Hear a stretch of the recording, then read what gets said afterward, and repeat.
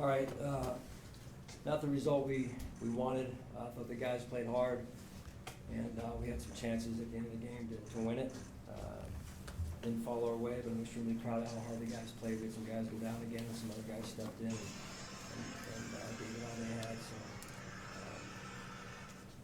tough way to end the season. But I'm proud of the guys. I'm really proud of them. Time's yours. Sean. Josh came in and he was visibly in tears. We've never seen him like that, at least out here. Just how distraught was this loss for everybody? Yeah, well, you get a chance. You're coming on the road 2 weeks in a row, and the guys fought their butts off, man. And they know what they put out there in terms of the commitment, the effort, the toughness, the grit. What more could you ask for? Opportunities to win the game. We had a few of them, and at the end of the day, they didn't work out. And that's hard. And you go into this, and you put a lot into it all season long, including this week. And that's why you play the game, though, at the same time. And these guys will learn. They learn some lessons from this game, and sometimes hard lessons. Sean, did you get an Can you take us into that sequence on the Brandon Cooks, Yeah. what ended up being the interception, the timeout, and what you were told?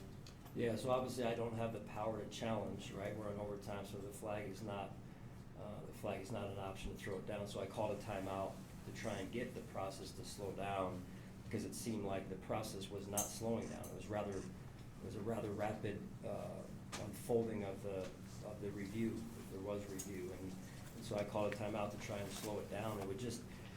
It would seem logical to me. It would seem logical to me that it make a lot of sense that the head official would walk over and want to go and take a look at it, just to make sure that everybody from here who is in the stadium to there are on the same page. That's too big of a play, in my estimation, too big of a play, and in a play that decided the game potentially as well, to not even slow it down. And that's why I had to call the timeout. It's not what I wanted to do, but I had to do it in order to make sure that I understood what was going on and that they did take a look at it. And it's hard for me to, and I've had a chance to look at it, it's hard for me to understand why it was ruled the way it was ruled.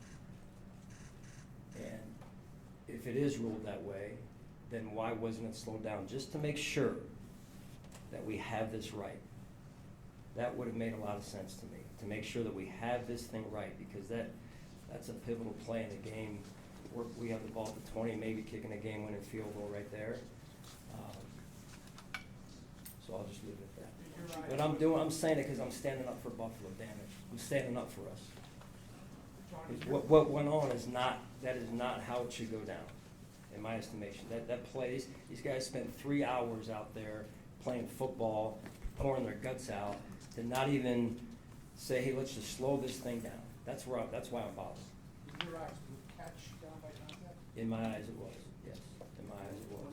But even if it wasn't, okay, let's just say that, and I'm being objective. Even if it wasn't, the players are owed, to me, hey, let's stop it, let's slow it down, let's put the head referee and give him a chance to look at the monitor, just to make sure.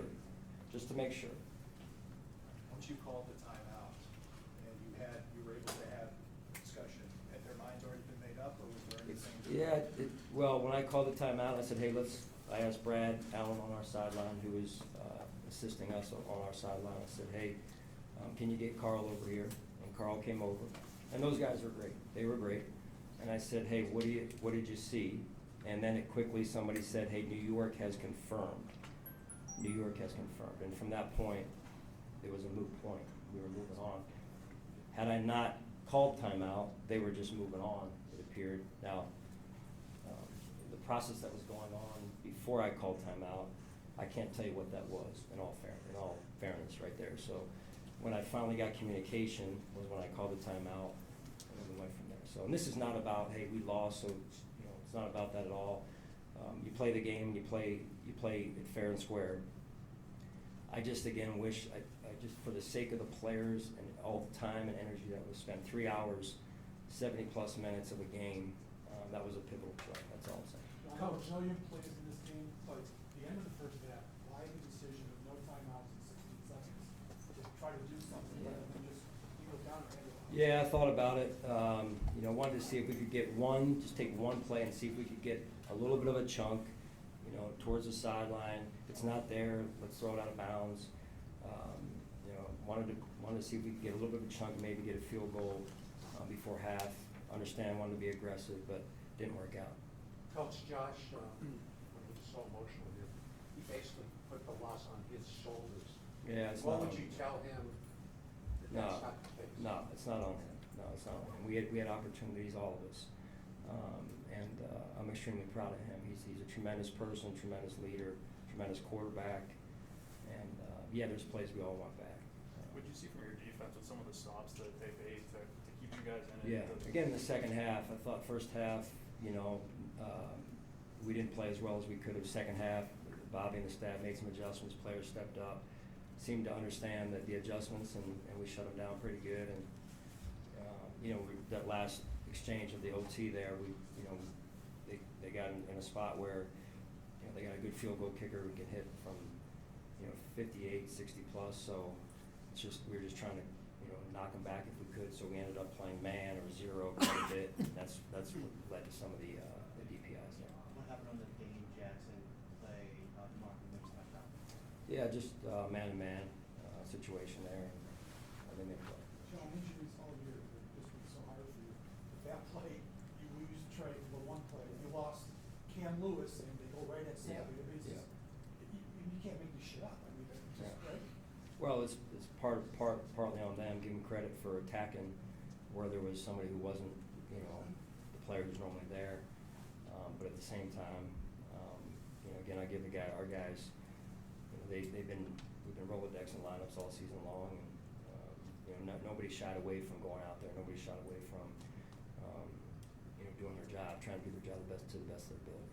Sean, how do you settle the loss, but how you feel about your team's stones, for lack of a better word? Yeah, I mean, that's how this team was. I mean, every team takes on their own identity.